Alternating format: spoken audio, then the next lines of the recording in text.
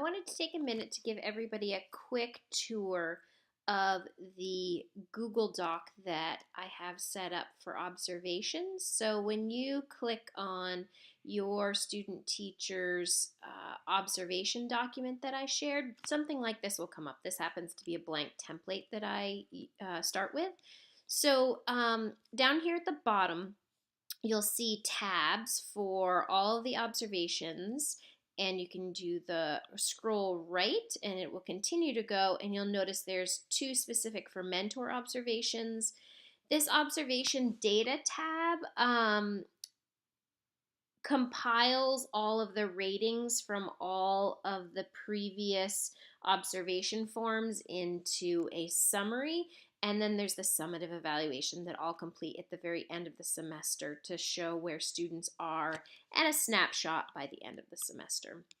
So when you are coming in to look at the observations that I've done, you're clicking on the tab, and I do try and rename the tabs as I use them. So you should see, since I completed an observation this last week, that first tab should have the date of the observation, and sometimes I also give it a quick title, whether it's morning meeting or reading or writing or math, what have you. I don't always do that though. I do always rename it.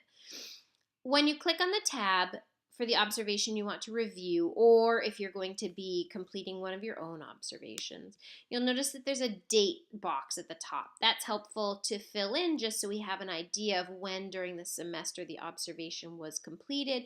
Sometimes I also give the subject or a brief description in one of these boxes as well.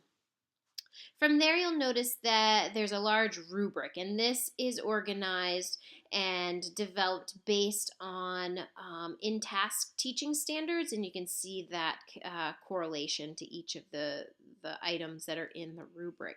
So it goes through curriculum and planning, instruction, also has some planning components to it, assessment, management, and reflection.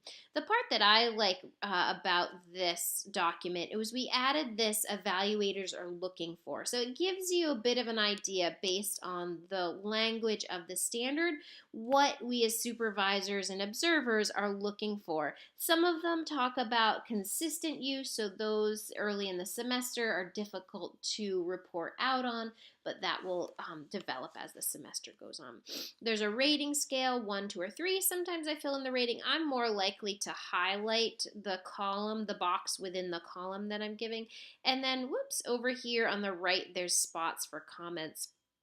I sometimes also use these smaller boxes for comments if I have something specific just to one area, and then I use this for general planning, instruction, assessment, management, and reflection comments. From there, down at the bottom, you'll notice that I always take notes as T notes. Here in observation notes, that's generally just a running record with some timestamps periodically of what's happening, what's being said, who's talking, what comments, what questions are being asked. And then I provide my own feedback over here in the right-hand column. Things that went well, recommendations, questions that I have. That is generally how I do my observations and comments. Usually, after I'm done doing the actual observation down here, that's when I go up, excuse me, and fill in the rubric at the top. So, mentors, as you are starting to do your own observations, you're required to do 2 this semester. If you would please fill that in mentor observation number 1 and mentor observation 2. You do not have to take live notes in here. If you could please just make sure that your final notes and feedback end up in here, or you're also welcome to do it live in here if that works for you. Thank you so much. Please be in touch if you have any questions.